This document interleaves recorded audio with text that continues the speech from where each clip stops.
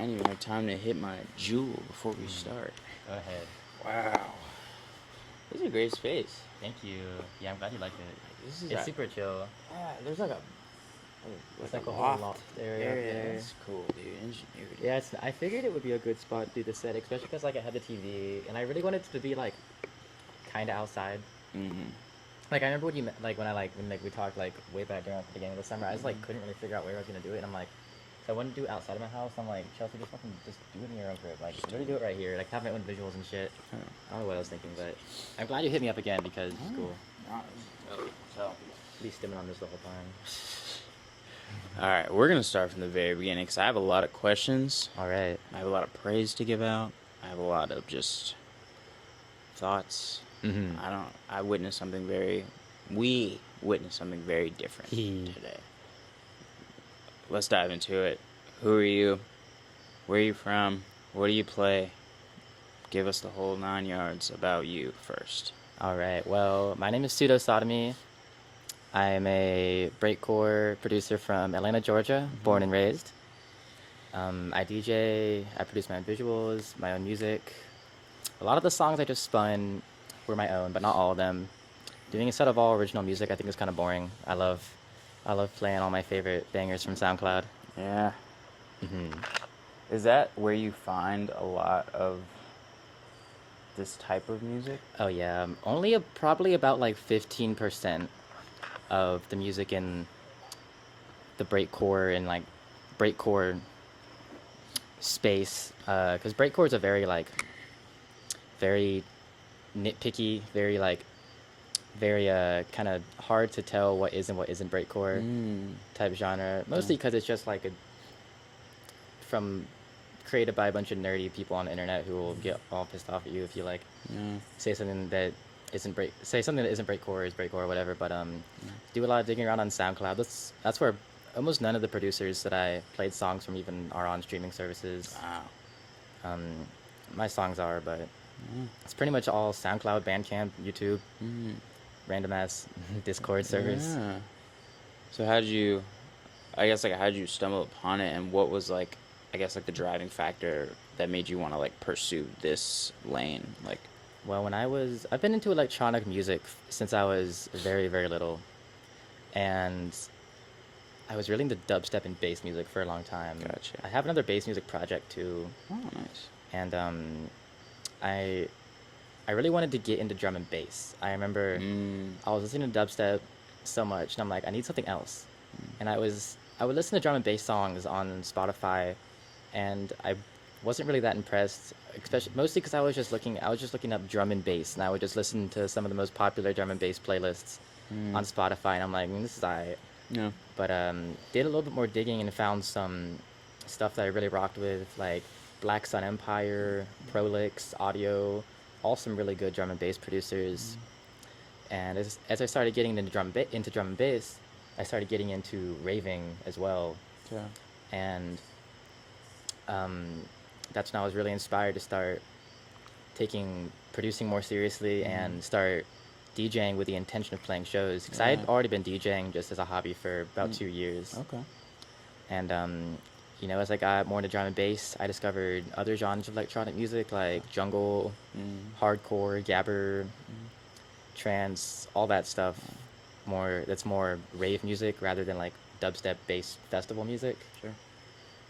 And then we just kind of got faster and faster and faster up the BPM until we found breakcore. What's the average BPM for breakcore? Usually just anything above 200. Just casually, just Yeah. Just anything above 200. Mm-hmm. Wow, it was really cool though. I was finding myself just vibing on the halftime. Yeah. I'm just boom, boom, but it's Yeah, going it's- do do do. Because it's not breakcore isn't really dance music, Yeah. but it's still music that I feel like you can definitely move to it. Mm-hmm. And I think I, as somebody with ADHD and probably some form of brain damage, Jeez. I really like that very, very stimulating and very complex and fast rhythmic attributes of breakcore. I think that's because I also before I started producing, I played drums. I've been into playing drum. I've always been in love with percussion. Okay. Percussion and rhythm is the way that I feel like I best express myself, and breakcore gives me such a good way to do that because it's a genre that focuses so much on having the most complex and the most outrageous drums possible. Yeah. That was something I noticed a lot. There was like a lot of just like snippets and like random noises and glitches like in between. yeah. Those acted almost like the transitions in between like like songs. Like is that standard practice, or is that kind of how things have evolved? Standard practice for like breakcore music. Yeah. The genre, a lot of the I was playing a lot of a subgenre of breakcore called mashcore, It gets deeper. and it gets so unbelievably deep. Oh my goodness. And I've gotten that deep from spending way too much time on the internet. Yeah. And Shout out internet. but you know, without spending so much time on the internet, how would you find such crazy music? Facts. You know, but mashcore takes samples from a ton of different genres of music and kind of blends them all together with the breakbeats and the kicks, and that's why, you know, a lot of the songs I'm playing, like I was playing like a caramel dance and flip that then went into like a reggaeton beat. That's just one song. Like it sounds like a transition, but it's just one song that totally changes genre. You know, mashcore is really all about being as like wild, unpredictable, and as silly as possible in that way. Wow. Definitely high energy stuff. Can you dive into like the technique on how you,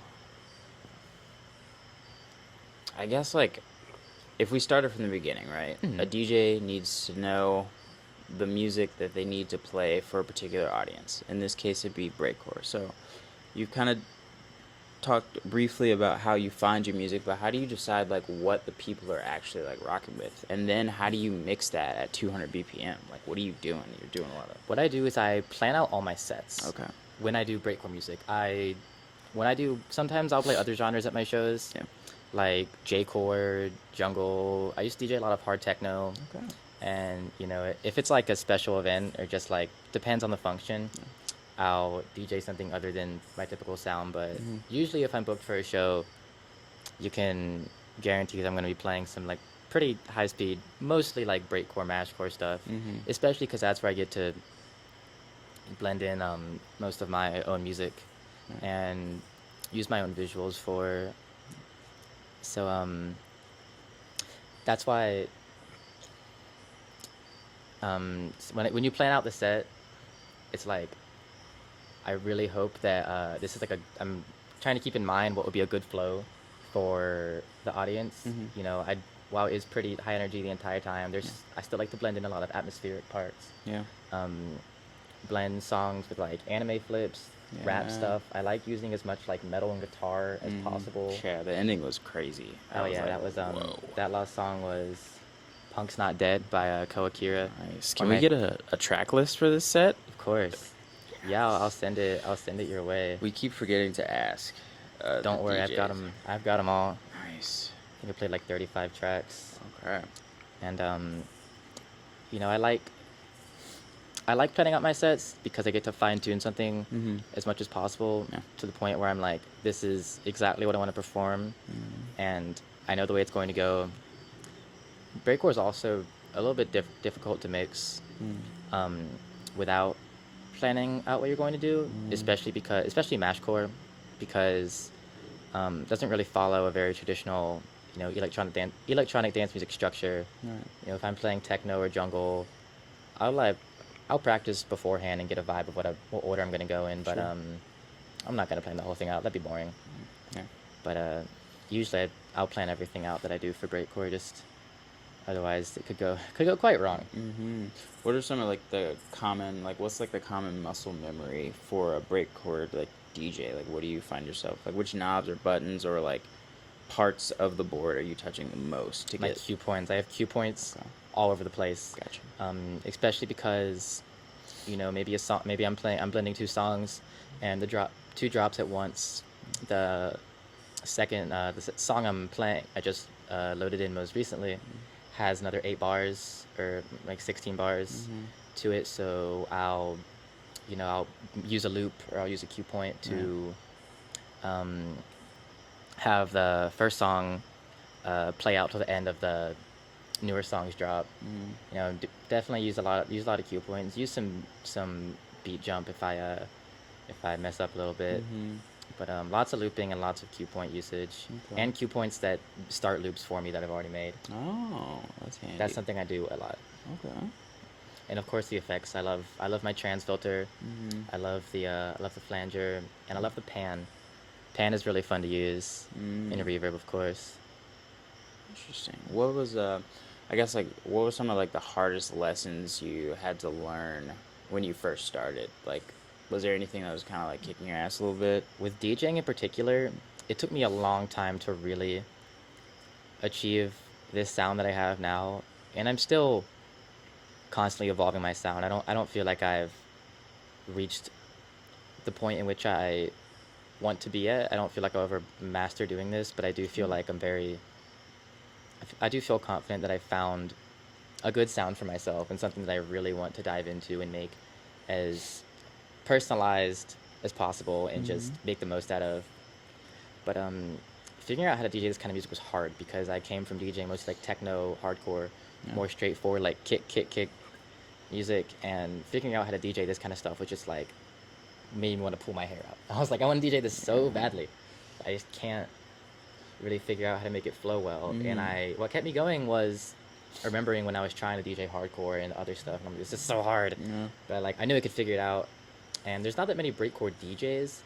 Most breakcore producers really only produce. Sometimes they play like online shows, which I do too sometimes. Nice. But wait, where at? Can you plug that really quick? You just gotta hop on like all these silly breakcore Discord servers to find like links to these things called URL fests. Okay. URL fests are like Twitch streams where a bunch of DJs will send in their sets, and they'll have some visuals they made for their sets, and over the course of a few hours, you'll get to listen to a bunch of DJs play, and it's pretty common among breakcore producers in the breakcore community because it's such an online genre of music that the community is very focused on the internet. So it's really good that people from all over the world are going to be able to play the same shows. For sure. There's also a big VR chat Rave community that I want to get into. I don't have a VR headset yet though, but I really want to play some shows in VR because you can play shows with all sorts of artists from around the world in VR with your own avatar and these cool maps made to Raven, and I'm like, that looks so cool. Yeah. But VR kind of just makes me nauseous. It's like, so I gotta suck it up and buy a VR headset and just get over it so I can play those shows. Or the people watching, they can sponsor us. Get us both headsets. Precisely. We're trying to get in the VR. Yeah, my Cash App. Plug my Cash App real quick. Yeah, plug it. We plug everything here. And we don't cut any of this interview. Book me for your show so I can buy a VR headset with it. Facts. With the money. Wow. That's crazy. So, the energy. How old are you? How old am I? Yeah. 20. 20. Yep. What's like the common, or do you find that most people that are into like the breakcore kind of scene, are they all kind of like ages and walks of life, or is it mostly like younger people? Because it takes a lot of energy to do that for an hour. We were just here.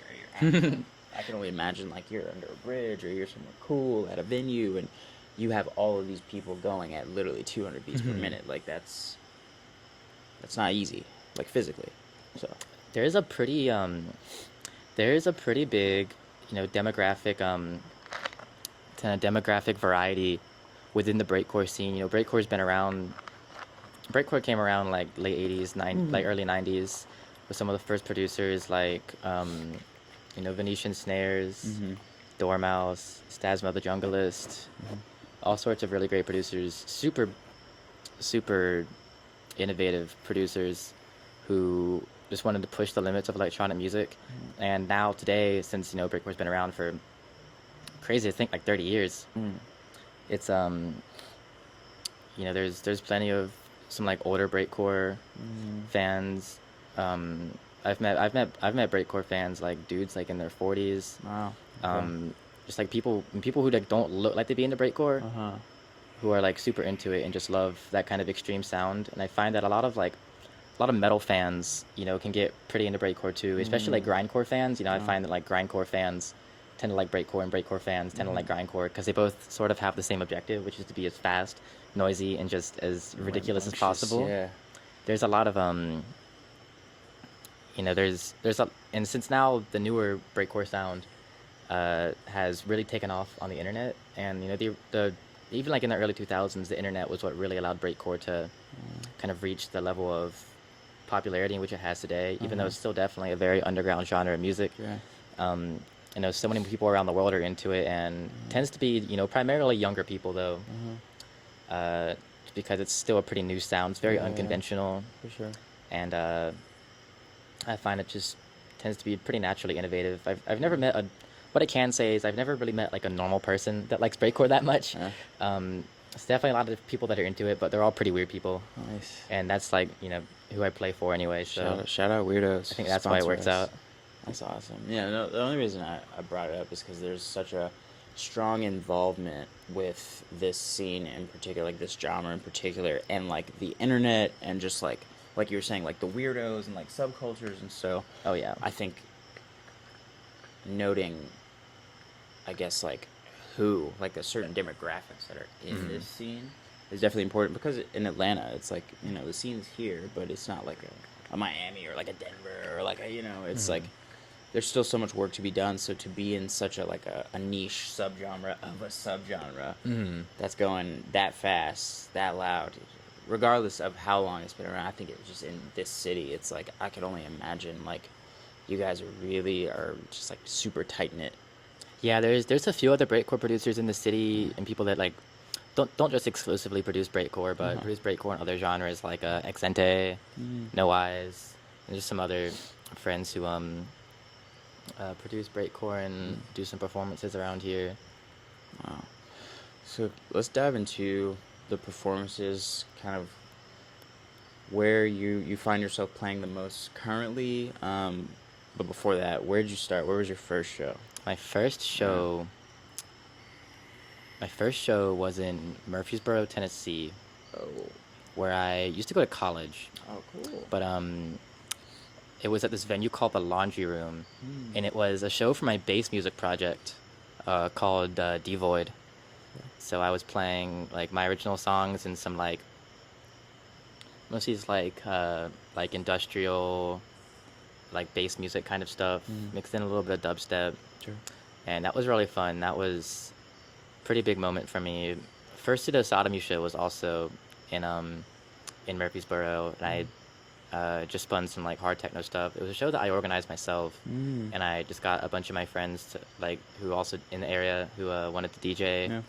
Had my friend make a flyer. The venue let me book there for free because they wanted to have a rave. They wanted to have a rave there for a minute, and they were great people. Rest in peace, Graveyard Gallery, sick ass venue. And then after that, like a bunch of people started throwing raves at that venue, so that made me happy. Oh, that's fire. Sick moment though. Innovation. Love to see it. Trailblazing.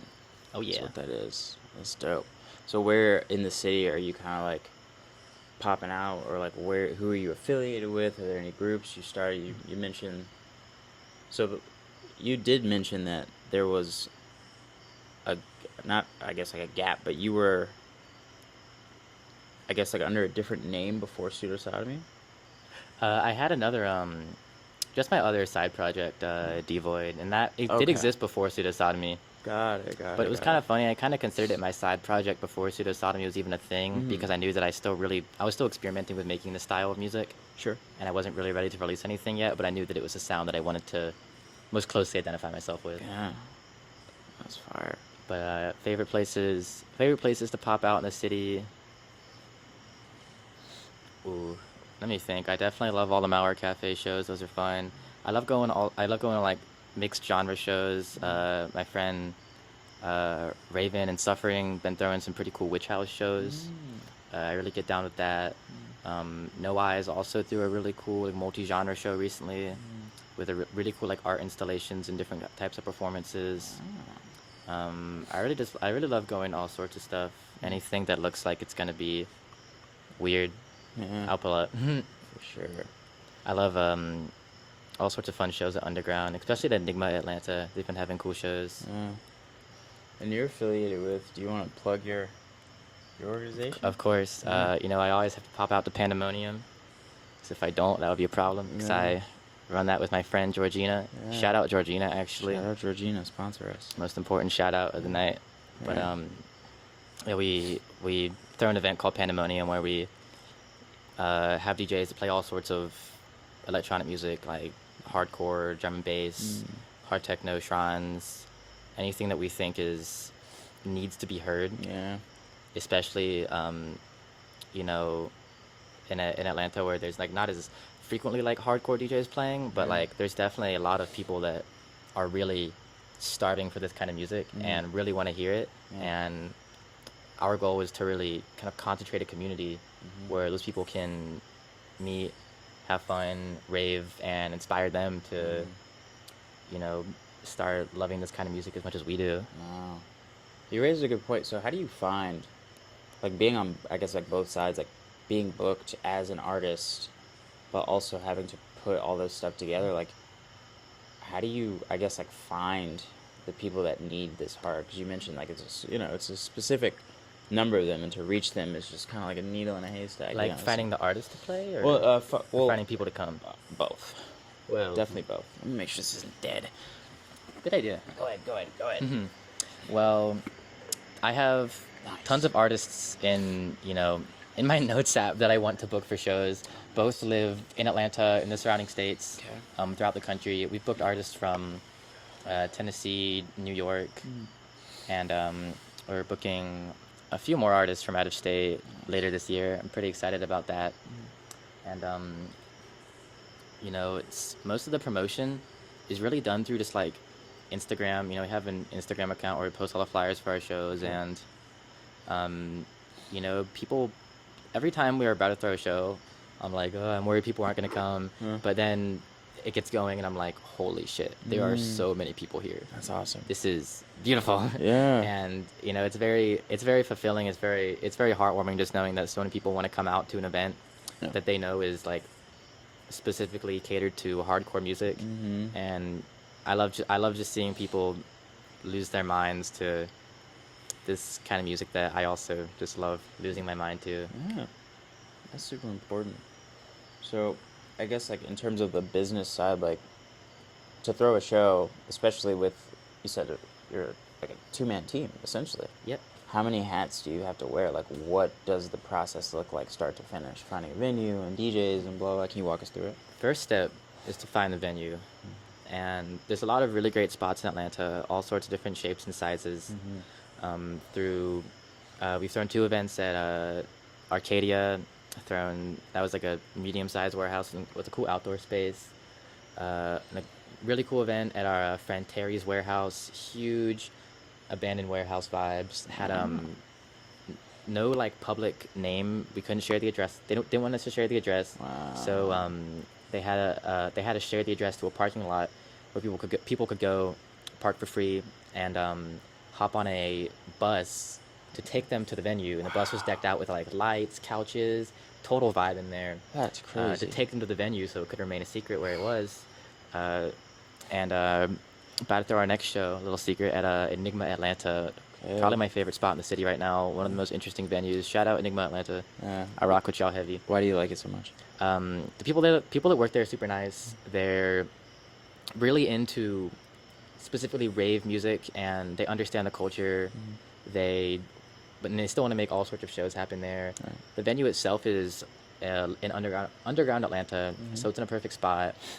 They also all the walls in there are projection maps. They have like 6 projectors, and that's perfect for someone like me who, you know, tries to do the most with tries to have fun with the visual aspect of my set, so I can have all sorts of visuals for all the DJs all over the room, and it just makes it such a more engaging experience having those having such immersive visuals. So I really like them. Shout out the Enigma Atlanta team. Shout out Enigma. That's dope. Yeah, you had your visuals up here, so you made all of them. I did. Yeah, that's like the whole thing.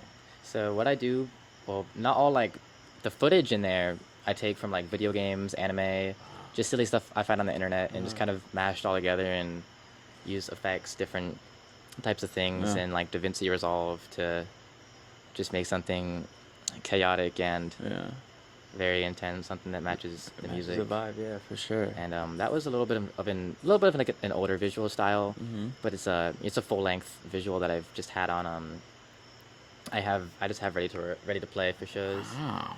That's But dope. more recently, I've been using Resolume, so I've actually been practicing like DJing and VJing at the same time, which I can only do with like sets I've planned out. Right. Otherwise, that'd just be way too much to do. Yeah, so But everywhere, yeah, next that's why I like Enigma so much, is because they have a great VJ there, and they really rock with this style of music, and they encourage me and other people to VJ themselves at Enigma, so they can just use the space how they like. Yeah. And I'm looking forward to doing that too. That's dope. So how do you balance the two? Like, was there a passion for VJing and then DJing, or are you kind of just balancing and learning things as you go about I both? picked up VJing pretty recently. I only started VJing like a little while ago, and I've only been editing videos for like a few months and stuff. Wow. But I've just kind of been like casually dabbling in graphic design for like the last like year and a half or so, and over time I've been like picking up more of a style, trying new things, using new software, and it's mostly something I do to tie in with music, so I can make flyers for shows, I can make visuals, make promotional stuff, and it's fun. It's kind of frustrating because DaVinci Resolve pisses me off. Yeah, that's And a learning tough software is kind of curve. a grueling process, but it's worth it in the end, and you can make some art that you're really proud of. Oh yeah. So that brings me to my next question is so there are a lot of, you mentioned how you kind of use VJing to tie in with the music, and sometimes depending on the industry you're in, you kind of have to dive into those different avenues to get better. But like, do you think that you like VJing because it's specific to you, or do you find like true value in it to where you would recommend learning how to VJ and do graphic design for other DJs?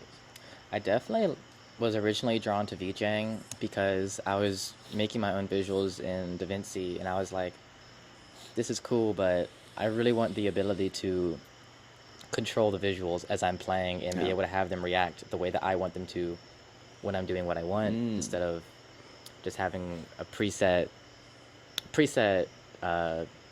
video going behind me. Yeah. And so I picked up Resolume, just been messing around with that, and I find that to be a lot of fun. Okay. It's definitely something that in the coming months I want to see myself being able to do for other people as well. Wow, that's solid. So what is the time it takes? I don't know if I even did anything. I think I just looked at that camera and didn't reset it. Sorry. Fucking what Hopefully is it's not overheating. Is the fan doing its the job? fans? Shout out fans. Shout out fan. Shout Number one out fan. All the fans. Number one fan of this fan. Keeping us cool. Yeah. Like, how much time do you think to get the results that you got? Like, where you're at now. Like, how many hours do you have to put in to get something like that? Like, I want to go click on like Ableton on my computer and just see how many hours I've spent just messing around on Ableton in Rekordbox, because the first thing I want to do when I wake up in the morning is just make music, make art, and that's definitely where my passion is. A night out is just as valuable to me as a night chilling at home making something that I'm really invested in.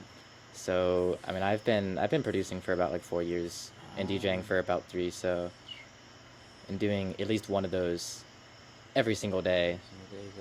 So definitely like in the quadruple digits of hours, maybe even definitely the quadruple digits. Okay. Quite a few. It's definitely something that I have been grinding for a while, and the grind simply never ends. Yeah. Always got to be improving. That is facts. What are some areas that you are open to sharing with the people? Common issues that plague the artists. Where do you find yourself falling short, or becoming frustrated, or facing those roadblocks?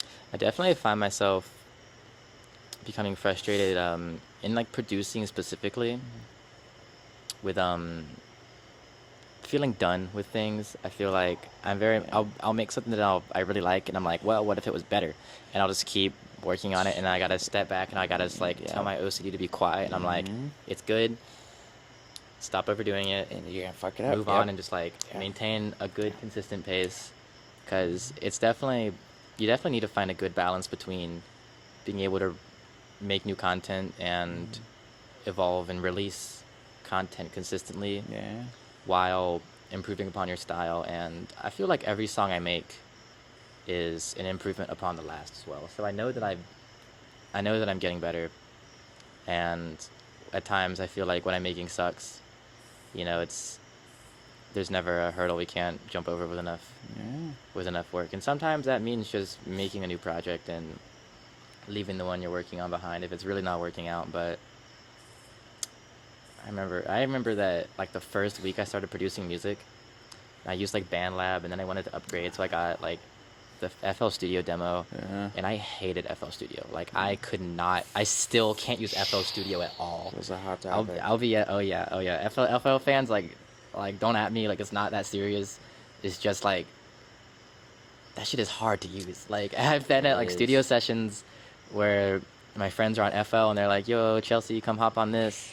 And I'm like, I'll try, but I'm gonna need your hand on mine, like guiding me through all the drop down menus. Like the mixer console on FL is like, why does it look so scary? It's like a rocket ship. I almost like where I'm going with this though is that when I was using FL, I tried to make future funk music, and it took me like 30 minutes to figure out how to just bring the sample of the song into like FL, and I was like, this is such a pain in the ass. I wanted to make music. And I loved it. Was so easy on BandLab, but this is hard. Yeah. And I almost quit. Like I almost just like, you know what? This like music production thing is just a phase. Let's just like get over with it now, so we don't frustrate ourselves anymore. And I was like, no, stop being a bitch. Facts. You gotta just push through if you actually care about doing this. Y'all listen to me right now. If you're mad at yourself for not making good music, you're not. I hate hearing people say I'm not cut out for it. I'm like, shut the fuck up. Like you are. Nobody is cut out for anything. You have to cut yourself out for it. Like cut yourself. You know, and it took like it'll take some people longer than others. Like there's some people that have been producing for like a year and making music that I think is better than mine. I'm like, damn, that is crazy. Like 17-year-olds that are just like blowing up making on a song they made in like 2 hours on FL Studio. And you know, like part of me is like, dang, I wish I was that good, but it's like that's just the pace that some people work at, and we work at our own pace. And picking up Ableton is what really helped me find my pace and enjoy making music rather than it being kind of a chore like it was for the first few weeks. Yeah, so I find it really intuitive. I've used it for a long time, and I agree. I can't use FL, Logic. It's all just very. I've never used Logic before, but I suppose I could give it a try for all the Logic fans out there. All right, I feel like every artist has their preference of digital audio workstation. One thing I will say though, to the FL fans. I've never met anyone that switched from Ableton to FL, but I've met a ton of people that have switched from FL to Ableton. Whoa! I'm gonna do the Jerry Springer. I'm gonna do the Jerry run and just run down the hall. Just saying, just an observation. Crazy. Respectfully. I never actually thought about that. That's actually true, though. kind of facts. I've been thinking about like you'll never meet anyone that said, yeah, I used to use Ableton, but now I use FL. Use FL. Just come to the dark side. We can all agree though that using Pro Tools sucks. I hate Pro Tools. Pro Tools, unless they want to sponsor us, in which case this episode is sponsored by Pro Tools. We love Pro Tools. You can sponsor Private Property, but not Pseudosodomy. Not rocking with you. So what's like the pro tip if somebody is watching this? They want to start producing similar style of music on Ableton. They got a similar setup, a similar goal in mind to you. Do you have any pieces of advice that could save them a lot of time off the jump? Absolutely, and that is to don't try to imitate other artists super strictly. Remember that like drawing inspiration from an artist, in my eyes, means taking your interest and your passion from music that you just listened to and kind of morphing it into your own. And I've totally made a ton of like type beats or type songs, but you'll never catch me getting mad at myself for making something and I'm like, this doesn't sound like this artist, because I'm like, I just don't make music like that person. You know, like I just make music the way that I make music. For sure. And I like to learn from other artists and take other people's advice very seriously, but at the same time, you gotta take it with a little bit of a grain of salt, because you know, you can't just be trying to sound like Everybody. you can't just be trying to sound like every YouTube like Ableton tutorial. It can't just be and especially for Breakcore, there's not really that much like tutorials specifically on how to make it. Well, there's a few, but most of them aren't even like really Breakcore. It's more just like jungle stuff. So you just gotta get out there and do it. That's what's kind of cool about Breakcore, is that it's made very unconventionally, and so it kind of forces people to be unique. Because you can just copy people from hearing it, sort of, but at the same time, it's so fast and it's typically produced by people in like many different ways that you know, when you're making such outrageous music, the style in which you make is just bound to kind of sound like your own, I think. Oh yeah, for sure. I honestly think, I gotta check this again. I'm Go for paranoid. it. I don't know.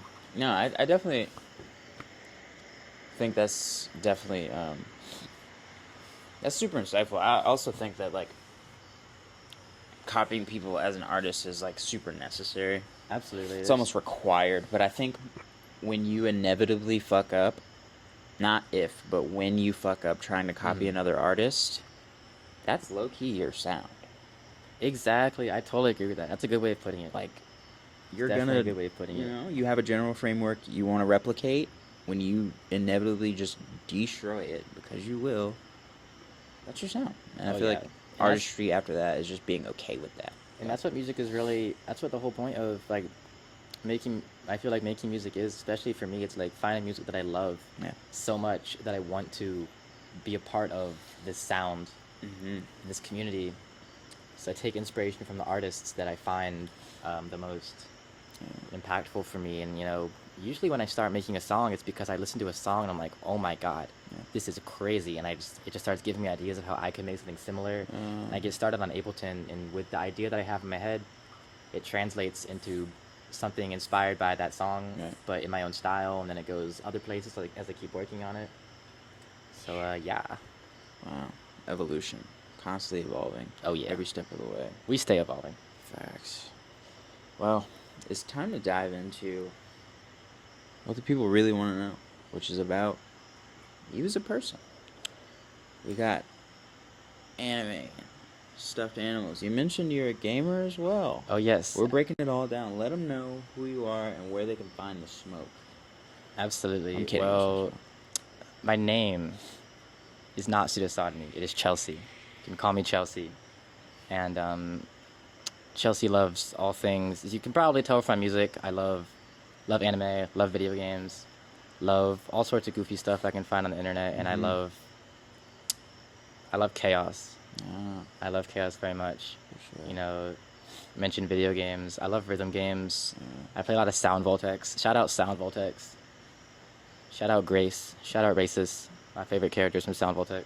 Nice. And, What is it? Is you said it's rhythm games, so how do you play it? Like, is it? There's a few ways to play it. There's an arcade cabinet you can play, and you can also play it at home on your keyboard or with a controller.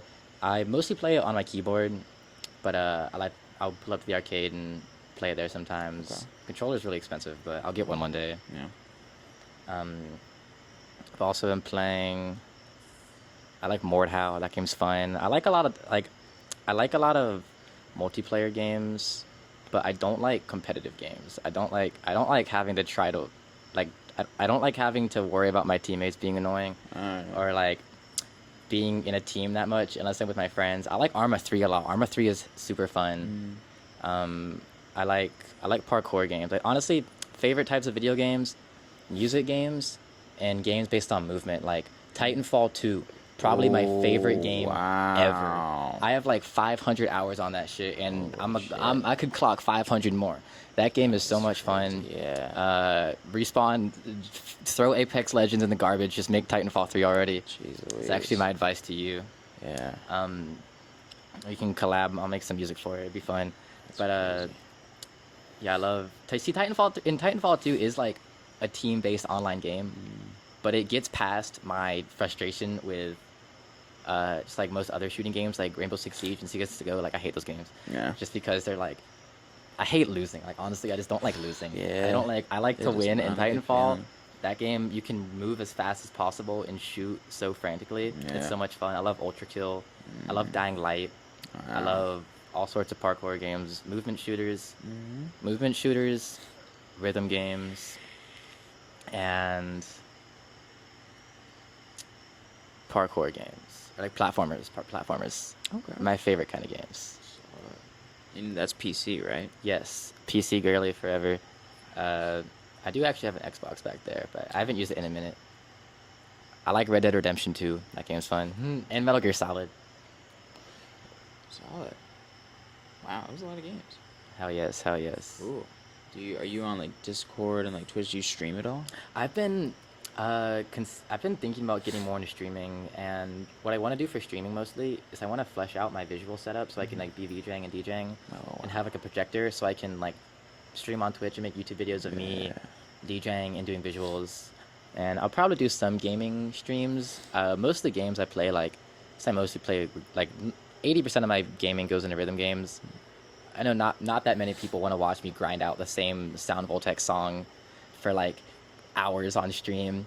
And I also, like, can't talk when I'm playing those games. Like, I need full focus. Yeah. So, I have streamed in the past. I used to do some, like, gaming and producing streams. I wasn't that into it, but I definitely want to do some more streaming once I have like a better setup too. I need a better webcam, and I gotta like invest in it a little bit, but it's something I want to get into, especially as I want to like kind of elevate my presence on the internet, particularly because, you know, I make very internet music.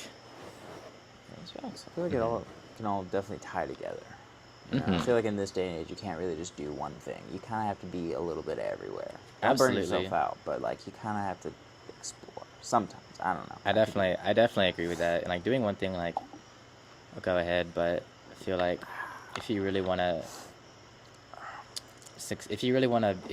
succeed as an artist, or not just succeed as an artist, but like have the most opportunities as an get the most opportunities as an artist, and, you know, have people take interest in your sound or your style, whatever you do.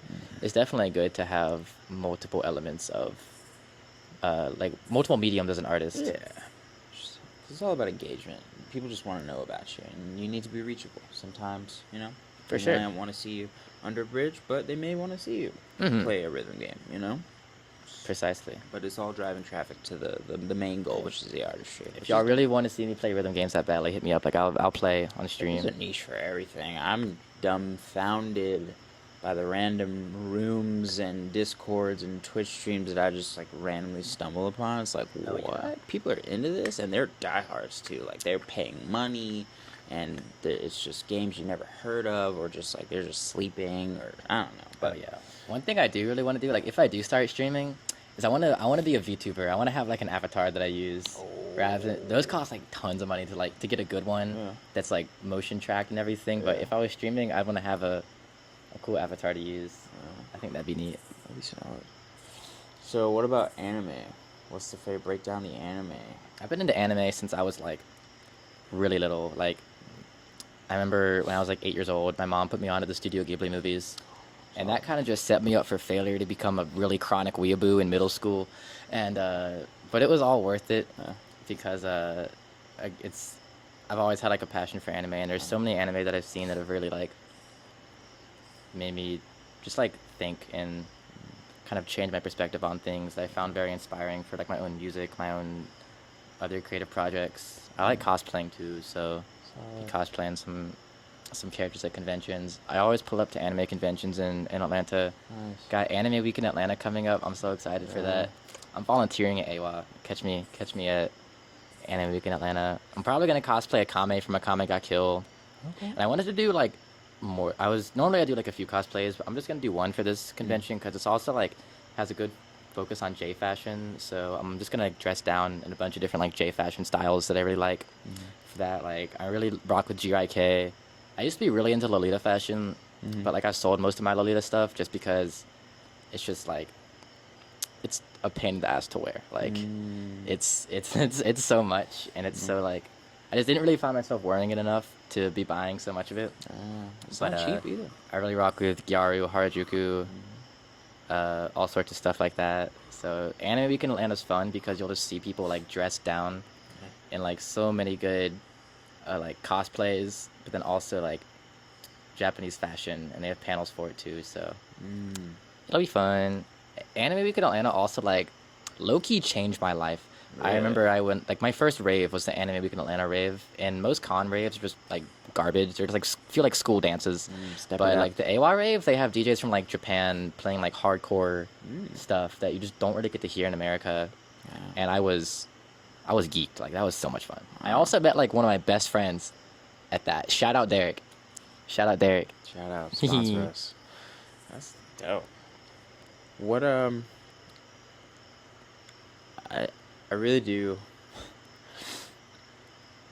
want to know, and this is something I've never asked anybody, and I just thought of this now. I need Ooh. you to name 2 animes. Oh. I need you to name your favorite one based on art style, and I need you to name your favorite one based on soundtrack or like, Oh, based on yeah. soundtrack. because like they're low key throwing down. Like those, that's Oh, like yeah. I don't watch a lot of anime, but that's like some of my favorite part of the stuff I have seen. It's just like the soundtrack. It's like oh my Oh, well, goodness. you already know. Soundtrack has got to go to Love Live. I even got a Hanamaru plushie right there. I sample Love Live in my music. I have like Love Live, like stuffed animals, figures. I am obsessed Committed. with Love Live. I love all the different groups. I am like, don't even get me started on Love Live. Honoka is my kin. Like, I love her so much. Wow. I know a bunch of the choreography for the dances that they do. Like, Wow. you do not want to get me started on this shit. Do not fuck with me and love. Nothing comes between me and Love Live. Let's go. So definitely the best soundtrack. I'm glad you asked me that. smoke. I had to plug Love Live. Yeah. Shout out Muse. Shout out. I really like rock with a lot of J-pop music, and just like a lot of like different kinds of Japanese music. So how I got into that through anime, and a lot of the breakcore music samples tons of anime stuff. There's like a whole like anime breakcore kind of like subgenre in breakcore that's like a much newer sound that I'm definitely heavily associate with. And now art style, you say. Yeah. Trying to think, can I choose a manga? Sure. Blame. Oh. Blame has Okay. probably the most beautiful manga illustrations I've ever seen. Every one of those panels, you can tell that the author put, I don't remember his name off the top of my head right now, put like days of work into it. It's so detailed, and it's really taps into my like megalophobia and like my enthrallment from gigantic things that are so oversized, like puts anxiety in me. And the story is it's definitely good. It's a very good blend between like visual storytelling and actual like narrative, like spoken storytelling. So it's just a beautiful manga to look at, and it's every other panel there's like a new monster that the character is encountering that has so much detail put into it. And like most manga, there'll be like a few really crazy looking characters, but Blame will have a creature or like a robotic mutated horror in like 4 panels that took like an incredible amount of detail to draw just for the main character to like kill him in like 5 panels. I'm like, you went through that much work drawing this character that looks better than most like main villains from other anime just to kill it immediately. Like that's crazy how you can put so much effort went into Blame. I love Blame. Shout out Blame. Shout out Blame, sponsor us. Oh yeah. Wow. I haven't seen the Blame anime though. It doesn't really look that good. I'm not gonna lie. The manga's where it's at though. Definitely my favorite. One of my favorite manga. Death Note might be number 1. Oh, Death Note might be good. number 1. Yeah, I've seen. I have a. Wait, hold on. Look at this. Oh yeah, bring it out. Bring it out. I used the Death Note manga and an Inuyasha manga to hold up my Oh, the deck. Yeah. my deck. I was just digging through books I had, and I used like a Mega Man art book. How did I forget to talk about Mega Man when I was talking about video games? That was like my autistic special interest for years. And I have like Mega Man figures. I got Mega Man manga. I played a bunch of the games. I got posters. Like my room is covered in Mega Man posters. Yeah, nothing comes between me and Mega Man but tight. But yeah, I got the Death Note manga, Misa Misa on it, and I got the Inuyasha. Inuyasha was one of the first anime I ever saw. This shit was sick. Yeah. Solid. Death Note's definitely my favorite, like, mystery or kind of crime thriller. That was cool. Like, cool concept. I like that. I've actually seen that one. It's so good. L was one of my favorite. Definitely, like, my favorite. Honestly, maybe my favorite, like, male anime character. I think he's such a good representation of someone who's, like, very clearly, like, autistic as hell in an anime. And just, like, the way that he sits weird, the way he has all, like, his strange mannerisms. Yeah. But he's super intelligent and super analytical. I love L. Wow. I never realized he probably is on the spectrum a little bit. Oh, definitely. Like, definitely on the spectrum a lot. He was just murking folks. That's crazy. I'm gonna get you to sign this giant key. And it's right over there. We never clean it off because we're not prepared. Oh, my camera's not dead either. Nice, we got 6%. Right. Well, let's go, baby. Gotta clean it up. I should have done this before I got. Oh yeah, the ancient key. Here we go. It's like a whiteboard kind of. Is it tape? Yeah. Sick. So what do you like to eat like after a show? Oh, what do I like to eat after a show? That's a good question. After I perform, I get hungry as hell. Like after I perform, I gotta get a snack. You will literally catch me at my shows, like after I perform, and like I'll sitting in a corner, like just like eating a sandwich that I like packed with me, and like some pretzels and some fruit. Like bring a lunch. I'm not trying to be hungry at the show, so I always bring food with me, especially like at my shows where I know I have to be there for like 8 hours. You know, you aren't gonna catch me on it. You are not gonna catch me on an empty stomach at the rave. I bring snacks with me to the rave.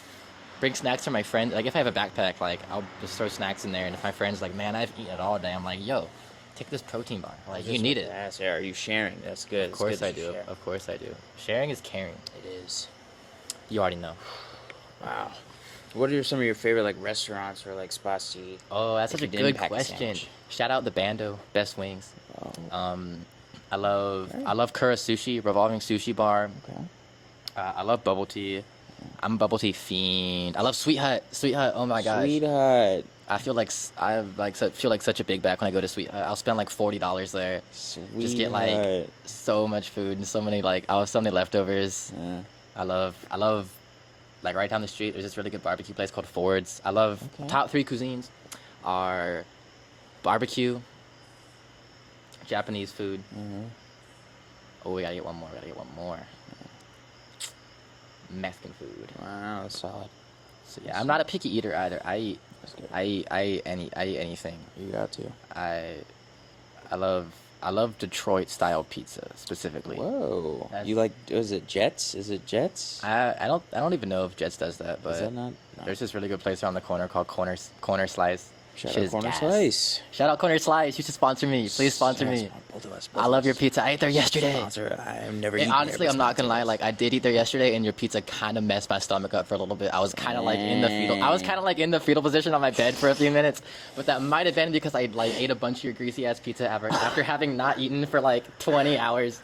So like that one's on me. But if it happens again, better watch yourself. Sponsorship revoked. No, I'll give him another shot. That's crazy. But yeah. That's solid. I still rock with them. It was probably just because I hadn't eaten in so long and I ate like some really greasy food. Oh yeah, But I ate an equal amount later that night and it didn't happen, so I can confirm it was just my lack of eating. And I raved really hard the night before, so probably should have eaten like some fruits and vegetables too. Like at the time. Be healthy. True, be healthy. I do not play about having a balanced diet. If I'm going to a restaurant, I'm gonna order some vegetables. I'm not a picky eater at all. That's good. Gotta have your fruits, gotta have your vegetables, gotta have your protein, gotta have your grains, carbs. You know? Yeah. Cool. All right. On me.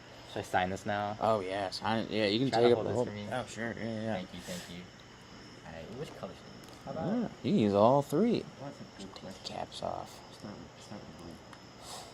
This episode is sponsored by Fila Slides. Have you ever had something in your possession that like you didn't steal, but is also not yours? Yeah. Yeah, that's these bitches. Like that, like in this room. Yeah, like I don't know where these spawned in my life, and they're half a size too small. Like no room for movement. These are flush. All right, taking up all the room. But yeah, whatever stork dropped these Fila slides. Fila. So, yeah. This is usually the part in the segment where I just like think of like random bullshit while you're signing. I'm all about that random bullshit. Yeah. Oh, if you could back to back with anybody, who would it be? Anybody in the world. Yeah. I would bring Reizuko CJ back to life and back to back with them. Wow. Okay. But otherwise, DJ Velvetworm, let's back to back. When's it gonna happen, Sophia? When's it gonna happen? Sophia, tighten up. Come on. What's going on? Shout out, Sophia. Yeah. Solid. Outside of EDM, like if it's like a rainy day or you're just like running errands, what music are you listening to? Oh, I'm so glad you asked me. I love all sorts of music. I love. Let me get this back. Yes. If I'm, I'd say like most of what I listen to is electronic music, but outside of that, I love all sorts of metal music. That was really my passion before electronic music was metal. I play drums and guitar too, so that's a huge part of my influence for my electronic music as well. I used to play in some like grindcore bands. Shout out FASD, Fetal Alcohol Spectrum Disorder. My band that I in Tennessee. Whoa. That's my gang right there. Cool. I miss y'all. Shout out gang. Go see FASD if they're on tour at your area. You won't regret it. Promise you. Solid. But I like a lot of ambient music. I like especially dark ambient noise music. Not all noise music is ambient, but I kind of use it as like a ambient music.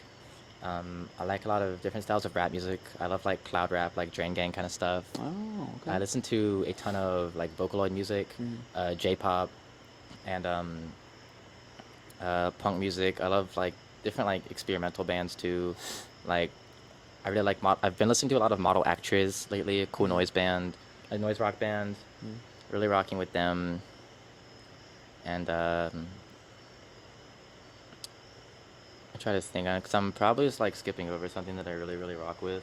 Like when my friends like pass me like Spotify to play something, my brain just kind of goes blank because there's like so many songs rushing through my head. Yeah. But yeah, anything extreme. I love post punk. I love gothic music. I love a lot of emo music. I mean, I'm sure you could obviously tell. Definitely specifically like scrams and like screamo stuff. I don't really like Midwest emo that much. But I still really get down with like Pierce the Veil, some like early Attack. I love My Chemical Romance.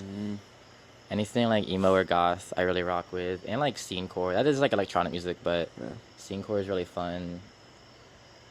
And listen to some like different kinds of rock groups, like listen to some psych rock, some progressive rock, and shoegaze. I really love shoegaze music. Super pretty. I really like anything that like I can't really put a finger on what the genre is. Yeah. It's one of my anything that I can like do that with. I'm a fan of. Yeah, those gray areas, you find some really interesting stuff. For sure. Yeah. I'm going to see Machine Girl next month. I'm really excited for that, especially because I'm really excited to see what the crowd's gonna be like. Because Machine Girl is a blend of like so many genres, and they're so unique and so iconic that there's gonna be ravers, there's gonna be punks, there's gonna be like hardcore kids, there's gonna be like all sorts of people at the Machine Girl show. I just can't wait to see how much fun that crowd's gonna be. I'm really excited. I'm gonna throw down at that show. You better watch. If you're going to the Machine Girl show in Atlanta, like you better watch out for me in that mosh pit. Jeez. Are you bows or do you do the thing and you swing? Crowd killing, yeah. I really love crowd killing. Even though like I'm like 120 pounds and like 5'7", like I'll still mess some people up in a mosh pit. Like I don't go to as many hardcore like punk shows anymore, but every time I do, like the whole point is to throw down. And I'm definitely you'll definitely catch me in like a mosh pit if I see one starting. And at raves too. Like if I see a mosh pit start at a rave, like I'm gonna get in there. That's crazy. I like to start mosh pits at my own shows too. Like I'll like leave the decks, and I'll just go like start pushing people around. Like if it's the vibe. But I understand like most people like at raves aren't really down for that. But the people that are, when they know what's going on, I really appreciate that. That's And I do think there's a space for like moshing and like some like crowd killing at raves. Absolutely. It's just got to be like Tasteful. you just got to not involve people that don't want to be involved in it. Yeah. And just pretty typical mosh pit etiquette. Yeah. I've gotten pretty messed up in a few mosh pits too, but It no makes pain, no things. gain. Yeah, that's very true.